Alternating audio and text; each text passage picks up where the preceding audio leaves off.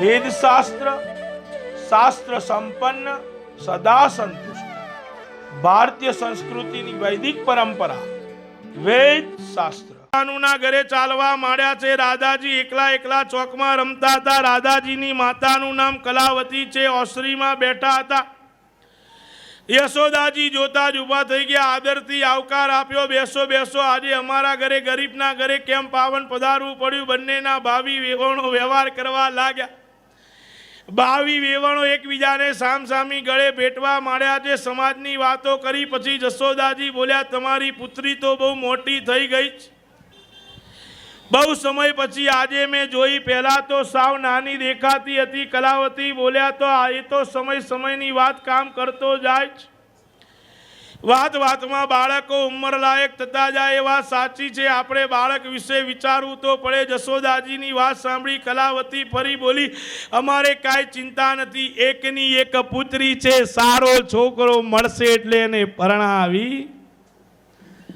અમારે કોઈ જાતની ચિંતા નથી. એટલે કે સારું ઘર અને સારો વર શોધીને અમે શાંતિથી એની નક્કી કરી દઈશું. જિંદગીમાં પુત્રી સુખી થાય એનાથી બીજું અમારે શું જોઈએ. યશોદાજીએ ડાપણ ઉમેરતા કહ્યું, અત્યારથી જ આ વિચાર કરીને જોતા રહેવું જોઈએ, જેથી કોઈ સારો મૂર્તિઓ હાથમાં આવે આવીને જતો ના રહે. તમારી વાત સાચી છે મૈયા. તમારી નજરમાં કોઈ હોય તો અમારું ધ્યાન દોર. મારી નજરમાં હોય તો તમને ગમે તે ને ગમે તે, એટલે હું બોલતી નથી. મૈયા જરૂર બોલો, તમે ક્યાં પારકા છો. સંકોચ રાખ્યા વગર જે કાંઈ હોય મને કહી દો. પછી યશોદાજી બોલ્યા, અમારો કનૈયો તમને કેવો લાગે. ધીમે રહીને પ્રસ્તાવ મૂક્યો. કનૈયાનું નામ પડતા કલાવતીનો મૂળ તદ્દન આઉટ થઈ જાય છે. કલાવતીનું મૂળ બગડી જાય. એટલે વાતને વળાંક આપતા કહે છે, એકની એક પુત્રી છે. જાજી જંજાળ નથી, માટે ઉતાવળ અમારે કરવી નથી. શાંતિથી બધું વિચારીશો. અને કનૈયો તો સારો છે ને, એમાં કાંઈ જોવાનું ખરી. બહાદુર છે, હોશિયાર છે, તો પછી વિચારવાની વાત આગળ આવે જ કેમ. યશોદાએ જો મૂળ વાત પકડીને કહ્યું, કનૈયાની વાત આવીને તમે વાત ફેરો એટલે તમને કનૈયામાં કઈ ખામી દેખાઈ રહી છે તો એ પણ કહી દો ને. સમૈયા બીજી ખામી તો શું હોય, પણ મારી રાધા તો ગોરી છે ને તારો કાનુડો કાળો છે. એટલે મને એવું લાગે છે કે આ બંનેનું સેટિંગ જામે તેમ નથી. તારી ધોરી પુત્રીનું બહુ અભિમાન હોય તો તારી દીકરીને અભરાઈ ઉપર મૂકી રાખજે. હવે તો તારી પુત્રી રાધાને મારા ઘરનું આંગણું પણ વાળવા માટે ના રાખો. મૈયાની આગ જરતી વાણી સાંભળીને કલાવતીની બ્રેક છટકી જાય. તારા કનૈયાને ઘૂઘરા બાંધીને રાખજે. તમને મોટા સમજીને અમે મર્યાદામાં રહીએ છીએ. તમે ઉપર ચડતા આવ્યા છો. તમારા કનૈયા સામે જુએ કો, મારી રાધા તો કેટલી રૂપાળી છે તમે જુઓ. તારી દીકરી ક્યાં રૂડી અને રૂપાળી કમળના ફૂલ જેવી. મારી રાધા ક્યાં આને મેળ જ નહીં પડે. મૈયા જાજી વાત ગાળા ભરાય. મૈયા તો બહુ ખીજાયા. થોડા આકડા થઈને ઊભા થઈ ગયા અને બોલ્યા, ચાલ્યા વગર જતા રહે. ઘરે પહોંચ્યા તારે નંદજી ઘરે પહોંચ્યા તારે નંદજીએ સહજદાજી પૂછ્યું, શું થયું તારે છંછેડા. મૈયા બોલ્યા, આજે તમારો લખણવંતો દીકરો છે, એને કોણ દીકરી દેવા નવરું છે. મૈયાની સ્થિતિ જાણી કનૈયાએ નક્કી કરી લીધું કે પાત્ર મારા માટે માતાનું અપમાન થયું, એ જ પાત્રને પકડીને લાવું તો જ મારી લાજ રાખાય. રાજ રહે નહીં તો મારી લાજ રહે નહીં. લાલાએ નક્કી કર્યું કે ઘરમાં લાવી તો રાધાને જ લાવી, બીજી કોઈ ઘરની અંદર જોઈએ નહીં. જા રેવો કૃષ્ણ કનૈયા. ભૂરાભાઈ લગન થઈ ગયા કે નહીં? થઈ ગયા ભૂરાભાઈ લગન નથી થઈ જવાના આવતા સાલ. જા રેવો કૃષ્ણ કનૈયા. જા જા જા હીરો રે. જા રેવો કૃષ્ણ કનૈયા. જા જા જા. હવે નથી તું નટવર નાનો, જલ્દી ડાયો થા. કનૈયા જા જા જા. કનૈયા જા જા જા. જા જા રે વો કૃષ્ણ કનૈયા જા જા જા જા રે વો કૃષ્ણ કનૈયા જા જા જા નવે હવા કનૈયા જા જા કનૈયા જા જા અરે કાનુડાનું માગું આવ્યું રાધાજીની સાથે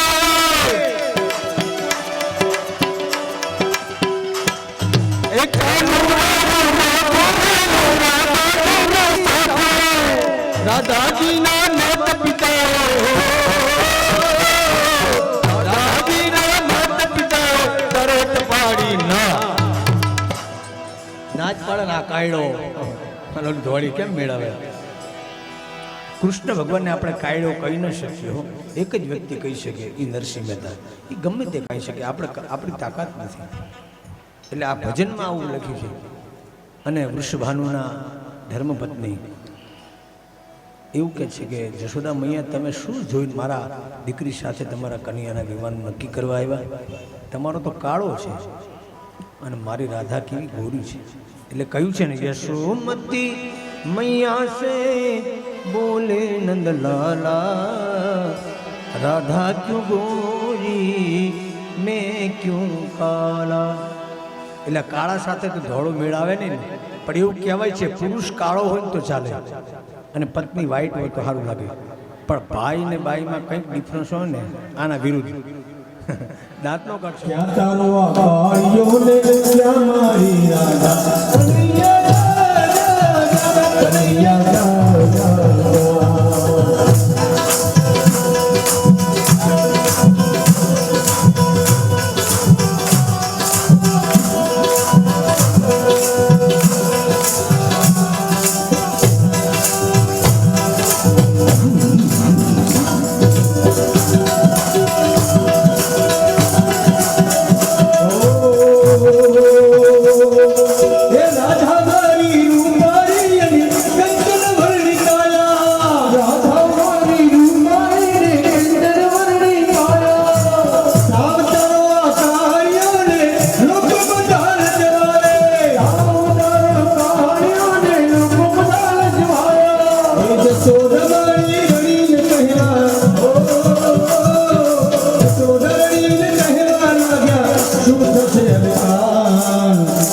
કનૈયો ત્યારે હસીને બોલ્યો ધીરજ ધરજો કાના પાસે બધી કળા હતી ચતુષ્ઠી કળા છે નિપુણા આ બાબુજીમાં એક શ્લોક છે 64 કળામાં નિપુણ હોય એની માને કીધું હમણાં ધીરજ રાખો કારણ કે મારે કોઈને વશ કરવા હોય ને એક બંસરીનો નાદ કરશે ને એટલે બધું પૂરું થઈ જાય એટલે કે છે કનૈયો ત્યારે હસીને બોલ્યો ધીરજ ધરજો કનૈયા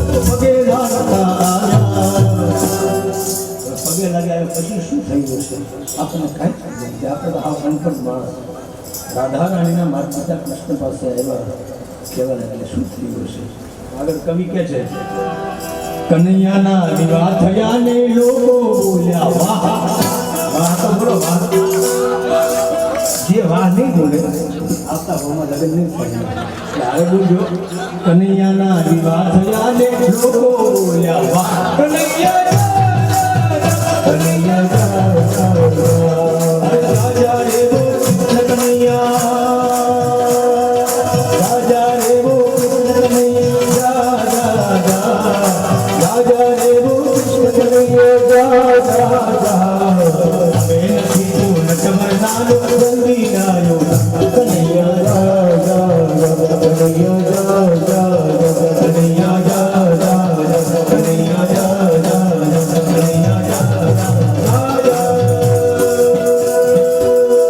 ભગવાન ત્યાંથી નીકળે છે વૃષવારુના ઘર તરફ રસ્તે આગળ જતા પ્રભુએ સ્વરૂપનું રૂપાંતર કરી નાખ્યું. જટાધારી મોટો મહાત્માનું રૂપ ધારણ કરી રાધાજીના ઘરની સામે વટ વૃક્ષની નીચે આવીને ધૂણો દુખાવીને બેસ. શારીરિક તકલીફ વાળો કોઈ પણ માણસ આવે અને ધૂણામાંથી ચપટી ભરીને ભસ્મ આપે એટલે સાજો થઈ જાય. એક દિવસ પોતાની પુત્રીને લઈને ત્યાં આવીને બોલ્યો કે મહાત્માજી, મારા ઘરે પુત્રી થતી નથી, મારા પુત્રીના ત્યાં આગળ કોઈ સંતાન થતું નથી. ધૂણાની અંદરથી થોડી ચપટી ધૂણી આપી એના ઘરે પણ એનું કામ પરિપૂર્ણ થઈ જાય. કહે છે અમારી ભસ્મ એવી છે કે કાળા ઉપર નાખે તો ગોરો થઈ જાય ને ગોરાની ઉપર નાખે તો કાળો થઈ જાય. અમારી ભસ્મ બધી જ જગ્યાએ ચાલે છે. સાહેબ, આયુર્વેદિક દવા જેવી છે, લોંગ ટાઈમ ચાલ્યા કરે ને માણસ કદાચ પણ મરે પણ નહીં. સાહેબ, સાજો થાય ના થાય ની કોઈ વાંધો નહીં, પણ મરે તો નહીં. આ નિશ્ચિત ભગવાનની દવા એવી છે. તો કહે છે બાવાજી ભસ્મ ના ઉડાડતા કલાવતી ઘર તરફ તો વળ્યા છે. ત્યાં રાધાજી બેભાન થયા, ધરતી ઉપર પડ્યા, મોઢામાં ફીણ આવ્યું. કલાવતી કહે છે બાવાજી, આ મારી દીકરીને કાંક થઈ ગયું છે. બાવાજી બોલ્યો, હું કાંઈ ના જાણું. મહાત્માજી મહેરબાની કરો, મારી એકની એક પુત્રી છે, એને અણધાર્યું શું થઈ ગયું મને ખબર પડતી નહીં. રાધાજી બેભાન પડ્યા હતા. મહાત્માજીએ આંખો બંધ કરી જોયું, ઊંડા ઉતરી ગયા અને એવું દેખાય છે ફરી બોલ્યા, તમારી દીકરીનું મૃત્યુ આવી ગયું છે. તૂટી એની બુટી ના મળે, તરત જ પુત્રીને બચાવવાનો કોઈ ઉપાય નથી. બાવાજી, મારો ખોળું પાથરું છું, છેલ્લા શ્વાસે સુધી તમારો ઉપકાર નહીં ભૂલું. કોઈ પણ ઉપાય વડે મારી દીકરીને જીવાડો. એકમાત્ર ઉપાય છે જેના વડે તમારી પુત્રી બચી જાય. જાણે તે ઉપાય તમારાથી બને તેવો નથી. તમારી પુત્રીનું પ્રારબ્ધ જ એવું છે. તો કહે છે અત્યારે જ, એટલે કે એક જ ઘડીની અંદર કોઈ સાધુ મહાત્માની સાથે પરણાવી દો તો એ બચી જાય. તો જીવાડવાનો બીજો કોઈ ઉપાય બ્રહ્માંડમાં મને દેખાતો નથી. પરોપકારી મહાત્મા, અત્યારે જાણે જ્યોતિ શોધી જાઓ. ક્યાંથી શોધી લાવું? એક ઘડીમાં તો દીકરીનું મૃત્યુ થઈ જાય. તો તમે દયા કરીને મારી દીકરીનો હાથ સ્વીકારી લો.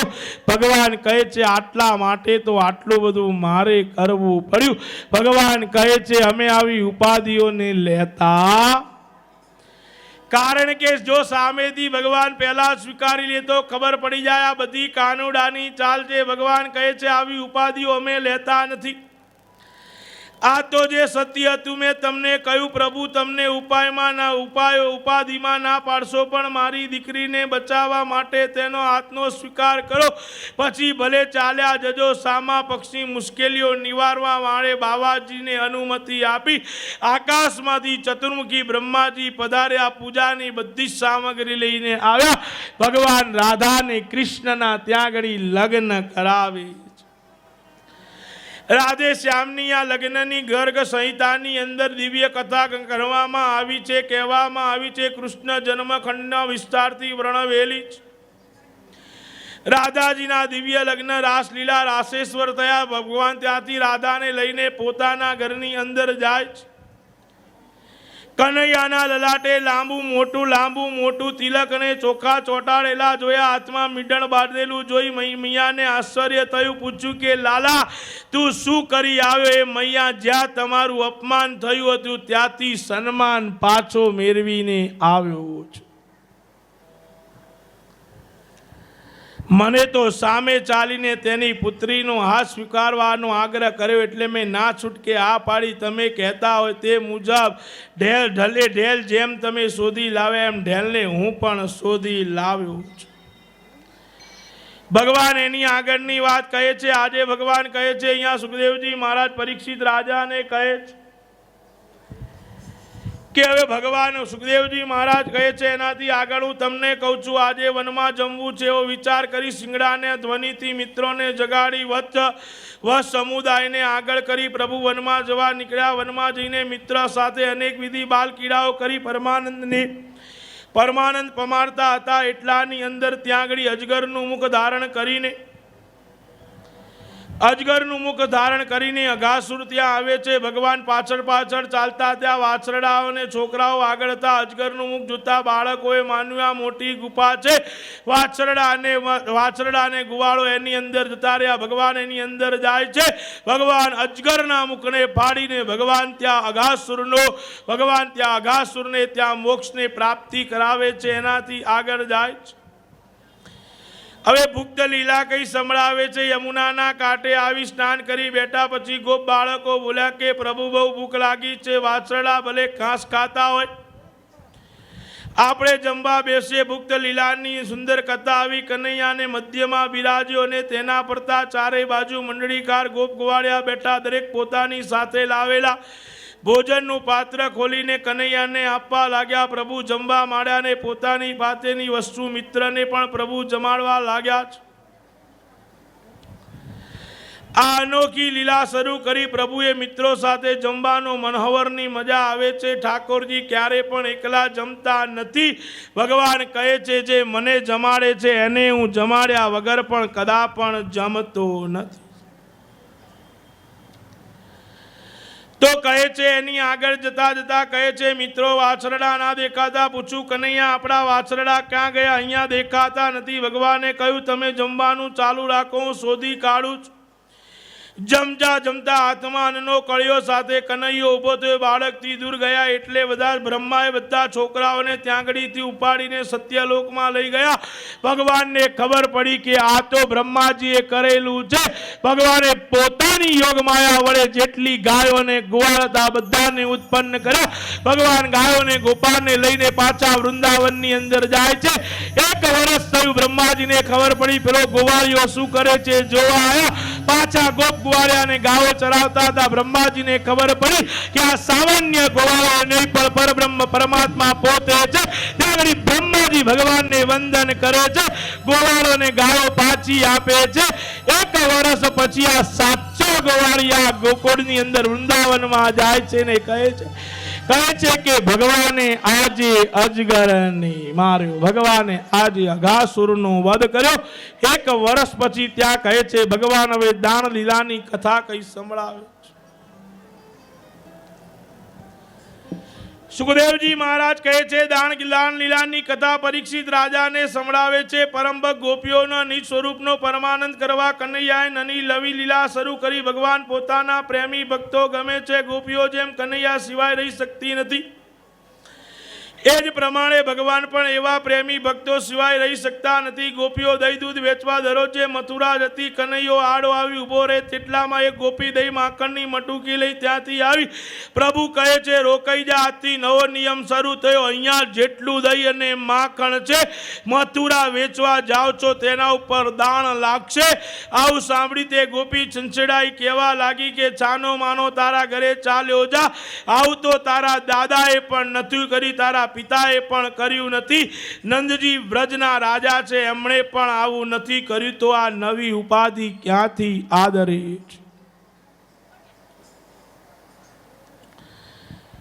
કહે છે આ બધું ક્યાંથી આદરે છે? રીસમાં ગોપી ઘરના રસ્તે ચાલી. ત્યાં બીજા 2-3 ગોપીઓ સામે મળી. તે પણ દહીં વેચવા મથુરા જતી હતી. એ ગોપીઓએ તેને કહ્યું બહેનો પાછી વળો, આજે દહીં વેચવા જવામાં મોટો ભય છે. મારી દશા જો સમજી લો. પેલી ગોપ મંડળ ભેગા થઈને બધા જ માટલાને ફોડી નાખે છે. બહેન પાછી વળજે, આજે આપણો ગિરધારી ગાંડો થયો છે એવું મને લાગી રહ્યું છે. ત્યાં તો ગોપીઓ બોલી, કનૈયો ગેલો થયો નથી, આપણે ગેલા થયા છે, અમે આગળ જઈએ છીએ, તું જોયા કર. આ 3-4 ગોપીઓ આગળ વધી. કનૈયાએ રોકાઈ જાવ કહ્યું, એમ છતાંય ગોપીઓ રોકાતી નથી. મીઠા સ્વરમાં કહ્યું, હે વ્રજ વિહારીજી, શું જોઈએ છે તમને? તમે દાણમાં ચૂકવવાના છે, અમારે ક્યાં નાચ? અમે આંકડા શા માટે તાવ છો? બોલો શું જોઈએ છે? દૂધ દહીં માખણ જે જોઈએ તે હાજર છે, અને આ બધું તમારું જ છે, અમારું કાંઈ નથી. એમ પણ અમે પણ તમારા છીએ, ભૂલતા નહીં. ગોપીની વાણી સાંભળી ખુશ થઈને તે બધી ગોપીઓને જવા દીધી. તેની પાસેથી કાંઈ પણ લીધું નહીં, તેનું કશું નુકસાન પણ ભગવાને પહોંચાડ્યું નથી. ભગવાન દહીં માખણ અગર કોઈ પણ વસ્તુના ભૂખ્યા નતા, પણ એકવાર સાચા હૃદયને ખરા ભાવનાથી તમે ભગવાનને કહી દો તો ભગવાન તમારું માને. ભગવાનને આ મટુકી ફોડી ત્યારથી ભગવાન મટુકીમાં મોહન કહેવામાં આવ્યા છે. મથુરામાં જઈને દહીં માખણની બૂમો પાડે ત્યારે કનૈયા નામનો ઉચ્ચાર અનાયાસે થઈ જતો. કારણ કે કનૈયો અહીંયામાં ઉતરેલો હતો, એટલે આપણે કનૈયો હોઠ સુધી હોય છે, અહીંયા સુધી હોતો નથી. એટલા માટે આપણે મંદિરમાં બેઠા હોઈએ, સત્સંગમાં બેઠા હોઈએ, ત્યાં સુધી કનૈયો યાદ આવે, પણ જ્યાં પાછા આપણા કામમાં આવી જઈએ ત્યારે કનૈયો આપણને યાદ આવતો નથી. સજ્જનો, આ ગોપીઓ તાંગડી બૂમો પાડતી હતી. કહે છે, કોઈ દહીં લો, કોઈ માખણ લો. પછી બોલાઈ જતું કે કનૈયાને પણ લઈ લો. આ ગોપીઓ મોંમાંથી કનૈયાનું નામ પણ બોલતી હતી.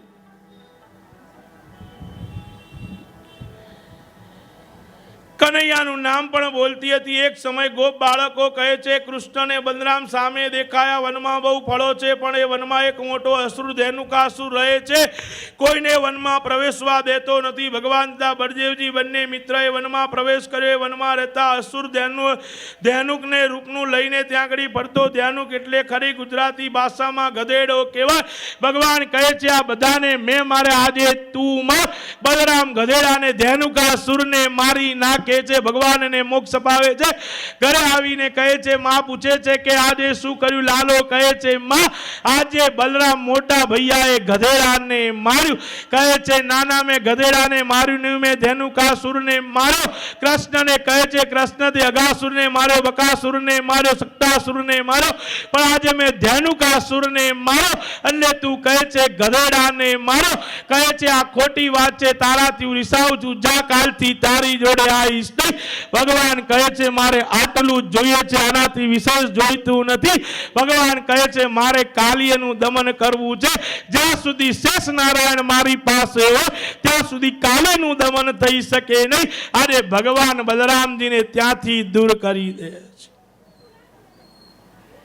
સુખદેવજી મહારાજ પરીક્ષિત રાજાને કહે છે, ગારો ચરાવતા ચરાવતા યમુનાજીની ધરા પાસે પહોંચી ગયા. થોડીક ગાયોએ ધરાનું પાણી પીધું, જેથી ગાયોનું તત્કાળ મોત થઈ ગયું. મિત્રોએ કહ્યું કે કનૈયા, આપણે જલ્દી પાછા વળો. યમુનાજીનો આ ધરો બહુ ઝેરી છે, એમાં કાલી નામનો નાગ રહે છે. ભગવાને અમૃત દ્રષ્ટિથી ગાયોને જીવતી કરી અને મસ્તક ઉપરથી મોર પીછનો મુગટ ઉતારી નીચે મૂક્યો. કેસ પણ નીચે મૂકી દીધો. કેસ ઉપર બંસરી મૂકી અને પછી ધોતીનો કાચરડો બાંધી દે છે. અરે કનૈયા, શું કરે છે? કનૈયો કહે છે, કઈ કશું કરતો નથી. આજે મને ગીલી દંડા રમવાનો વિચાર આવ્યો છે, ચાલો આપણે ગીલી દંડો રમીએ. ગીલી દંડા રમવાનો વિચાર આવ્યો. કહે છે, એક વાત કહું, જેનાથી આ ગિલ્લી પાણીની અંદર જશે એને ગિલ્લી લાવવાની એની જવાબદારી રહેશે. ભગવાનના હાથની અંદર દંડો આવે છે, જ્યાં ગિલ્લી ફેંકે છે ત્યાં ભગવાન જોરથી કડાકો મારે છે ને યમુનાના તીરની અંદર જઈને દંડો પડે.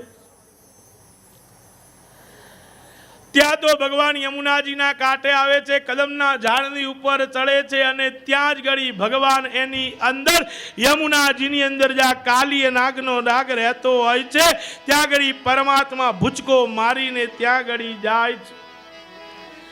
કદમના વૃક્ષ ઉપર ભગવાન ચડ્યા ને ત્યાંથી ધરામાં કૂદકો માર્યો. એ વખત કાલી નાગ યમુનાની ધરાના ભેખડમાં આરામ કરતો હતો ને તેની 10 પણાઓ હતી. કાલી નાગની 10 પણા હતી. ત્યાં કંઈક એવું જોયું, કોઈ નાગને 1 થી વધારે પણા હતી, છતાં ભાગવતમાં લખ્યું છે કાલી નાગને 10 પણા હતી.